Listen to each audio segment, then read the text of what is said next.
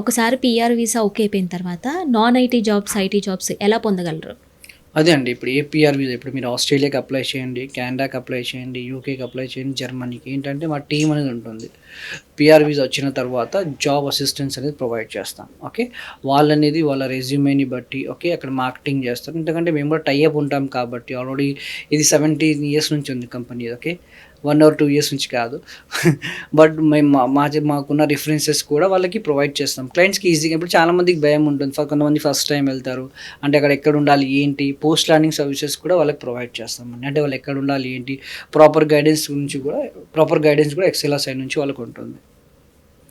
So, అంటే XL నుంచి చాలామంది బయట ట్రై చేస్తూ ఉంటారు. వీసాస్ అవన్నీ కూడా రిజెక్ట్ అవుతూ ఉంటాయి. సో, ఇక్కడ నుంచి ట్రై చేయడం వల్ల మనకి ఎలాంటి ప్రాబబిలిటీ తక్కువ అవ్వచ్చు? ఒకటి చెప్తున్నా అండి, ఫాలో అప్ అనేది కంపల్సరీ. ఓకే. ఓకే. మా ఎక్సెల్ సైడ్ నుంచి నేను ఒకటి ప్రామిస్ చేస్తాను. ఫాలో అప్ అనేది ఖచ్చితంగా ఉంటుంది. ఫాలో అప్ ఉంటేనే మనం ఈజీగా వీసా వచ్చే ఛాన్సెస్ చాలా ఉంటాయి. ఓకే. ఎందుకంటే ఫాలో అప్ ఉంటేనే ఇప్పుడు మా సైడ్ నుంచి 90% అనేది మనం చేస్తాం డాక్యుమెంటేషన్ ఇవన్నీ. క్లయింట్ సైడ్ నుంచి కూడా ఒక 10% అనేది ఎఫెక్ట్ ఉండాలి. ఓకే. ఓకే. అప్పుడే మనకి ఈజీగా చేసుకోవచ్చు ప్రాసెస్ అనేది. ఎందుకంటే మా సైడ్ నుంచి ఆల్రెడీ సక్సెస్ఫుల్గా 88% సక్సెస్ రేట్ ఉంది మాకు.